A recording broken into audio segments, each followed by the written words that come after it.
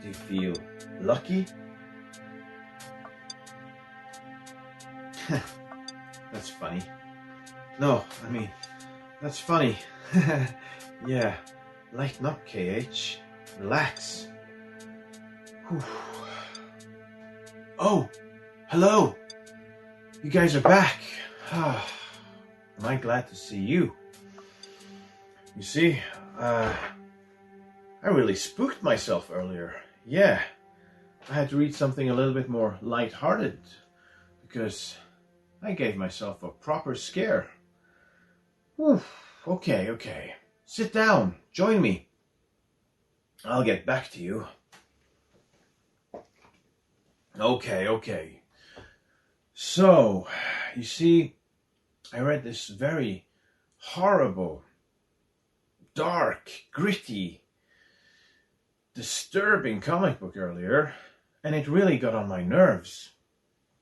What? What is that?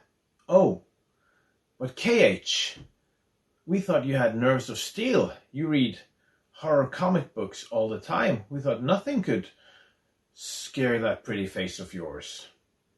Well, that is true. But you see, this time it was different because the comic book we are gonna talk about today is really disturbing. And why is it disturbing? Because it's based on a true story. Yes. In today's episode of the Shakakapow something, we are talking about the Butcher of Paris. Okay, so what is this?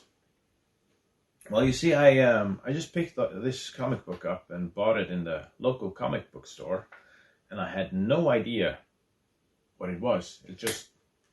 I picked it up and looked at it and it looked cool, and I was like, sure, I'll give it a go. And then I read it and I realized like this was a true story, and I had never heard about this incident or this guy before. So yeah, this comic book is about a serial killer named Marcel Petiot, and he murdered lots of people during the Second World War in Paris. Yes, but before we get ahead of ourselves, let's get the obvious stuff out of the way. So, The Butcher of Paris is a comic book written by Stephanie Phillips. The art is by Dean Kotz. The coloring is by Jason Wordie. And this is a comic book by Dark Horse. So, okay, yes. This is a very cool comic book and very disturbing, as I said. I mean, the most horrible horror is the real horror. That's why this is really messed up. And yes, so this guy, Marcel Petiot, he was a doctor. His nickname was actually Dr. Satan. And nobody truly knows exactly how many people he killed, but he was eventually caught and he was convicted of 26 murders, but the real number is estimated to be more. It's somewhere between 60 and 200 people that he killed. Yeah, that is pretty messed up. So he was really like a monster, and what he did was he would pretend to help Jewish people escape out of Paris, and he would tell them that he had this secret route out of the city, and then he would drug them and kill them and take their belongings and valuables. So at this time there were like bodies showing up all over town, and the whole thing starts with I think it's 11th of March 1944, where some of Marcel's neighbors see smoke coming out of his apartment. And there's this horrible stench. So they call the police, and the police bring the firemen, and they enter his apartment, and they find bodies, and not bodies, body parts scattered all over his apartment. And they find body parts from over 10 people.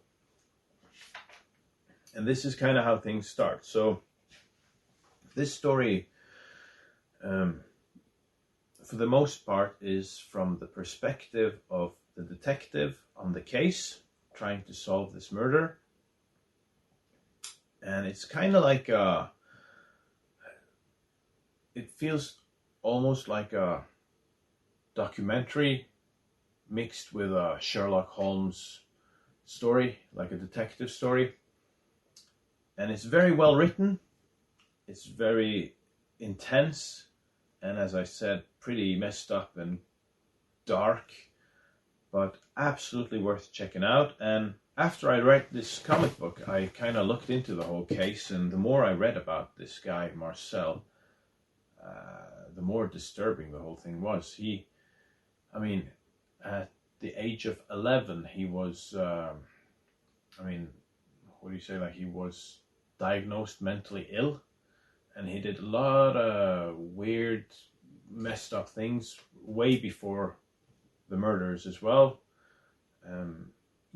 So what else is there to say about this? I was kind of blown away and shocked, but it's a really good comic book, something absolutely worth checking out. And yeah, The Butcher of Paris. I'm not gonna reveal everything. You can read it for yourself. Okay. Alright guys, I need to go watch a cartoon or something to calm my nerves. Thanks for stopping by, and stay tuned. We still have some more good stuff coming up. Okay, take care. See you next time.